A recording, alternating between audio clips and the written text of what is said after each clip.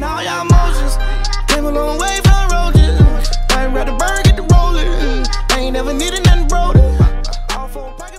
Yo, what's up guys, it's Power D back with another video.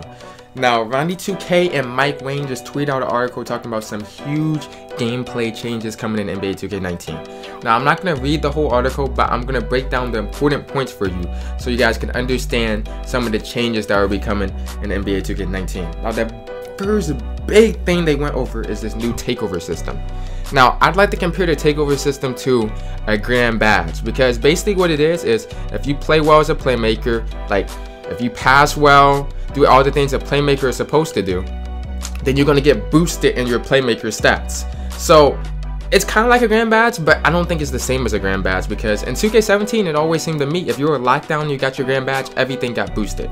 Your shot got boosted, your defense got boosted, everything got boosted.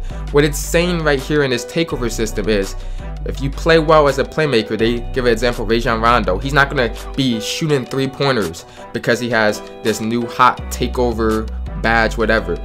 What he's going to be doing, he's just going to get ankle breaker boost, and he might get dimer. So basically it says they may get dimer, so what it's telling me is it's also going to give you maybe badges. So if you're a sharpshooter and you get the Takeover, you might get limitless range upgraded, which is sounds kind of cool, but it sounds scary at the same time. I'm not sure how it's going to work out, but that's the new Takeover System.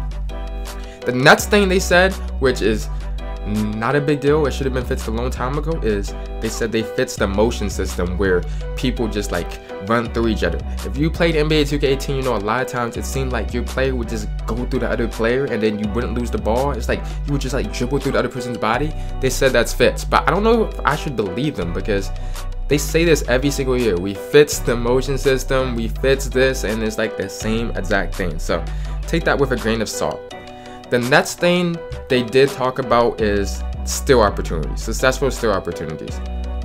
And they say, it's like they say the same thing every year. They say defenders who recognize prime stealing opportunities where the ball is exposed during open body hesitation dribbles, and when post players aren't protecting the ball from secondary defenders, will be rewarded for their smart timing. Now they say that all the time. They're like, the stealing will be so much better now. Like, I don't know what exactly that means, but they said the stealing is supposed to be better when the ball is exposed and it's not just going to be random stealing animations.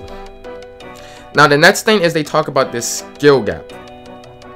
Now this is good to hear, because a lot of times it seemed like they weren't focusing on the skill gap in NBA 2K18. They were so focused with making it realistic that they didn't care about a skill gap.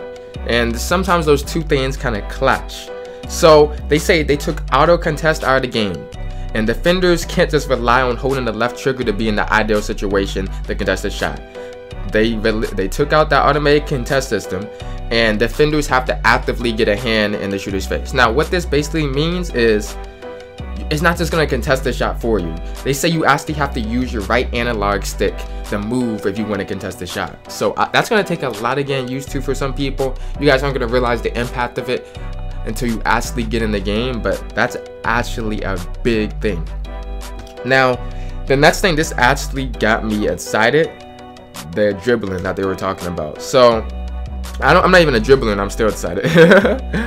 But they're talking about the dribblers have new tools at their disposal as well. They can flick the right stick and you can activate signature walk-in size ups. And it kind of sounds like Park size ups from like 15 and 16, which they're talking about now.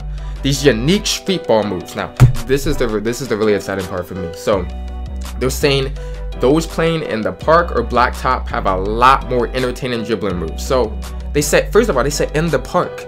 Are they putting park back as playground go? They keep saying in the park, and they said we have park specific handling moves. It just reminds me of like when I first played 2K15 and they had all these park moves that were exciting, and like the ball was on fire when you were dribbling. It seems like they may be bringing something like that. So they have moves, dribble moves only for park, which are likely to be more arcade style and to be cooler dribble moves. So that sounds really cool to me, that they have these dribble moves just for park. So they didn't give too much detail about it, but that by itself sounds exciting. Now the meters, I know a lot of people have talked about this, so I'm just going to briefly go over it. You can choose several meters. You can choose basically the 17 meter and the 18 meter. You can choose by the player's hands, the player's feet, turn on both, or you can turn them all off together. So they give you a lot of options, customizations. This is something I asked for on Twitter, so I'm glad they do that. And then they said you can do the colors again. So you can do team colors, you can do white, and you can do magenta. So magenta is back. That has me hyped. Magenta, I can still say magenta next year. I can still say magenta next year, so I like that. Now, they also talked about the shot feedback system, and they said they improved it. So basically, lightly contested will be better. It's going to be, if you put up a late contest, it's likely to be lightly contested, and they kind of fixed the system of whether it says heavily contested, lightly contested. So that's going to be more in tune. So, but they didn't give too much details on that. So next thing, this is very exciting too. They said they fixed paint defense. Now, don't they say this every single year? It's like everything. They say the same things every single year, but they said they fixed paint defense. So they said, when moving in the high traffic areas, the new stealing systems gives bigs the awareness to take a swipe at exposed ball, which is good because it sometimes seems like in this game, you know, this is what people would always do in 2K. When they get up with a couple seconds left, they would just hold the post button because it's like you couldn't steal from somebody in the post. So I'm glad to hear if you're exposed, even if you're in the post-up animation, you can steal the ball from them. And Mike Wang even admits right here, interior defense was really rough last year. When we went into the new motion system, we ended up taking out a lot of the multi-actor animations that we had in the past. So it made it really tough to protect the rim. So thank God they're fixing the interior defense. If you guys remember, it was like inside centers were unstoppable. You could just dunk on this person every single time. There was nothing you could do. So interior defense is a must to be fixed. So I'm glad they're also fixing the interior defense. And that's pretty much it, guys. Tell me what you guys think of all the changes that I just talked about in the video. Do you guys think they're good? Do you guys think they're bad? How do you think they're going to affect the game? What do you like? What you don't like? And don't forget to like, comment, and subscribe. And I'm out. Hi haters, this is my world, so it's all in my favor. I like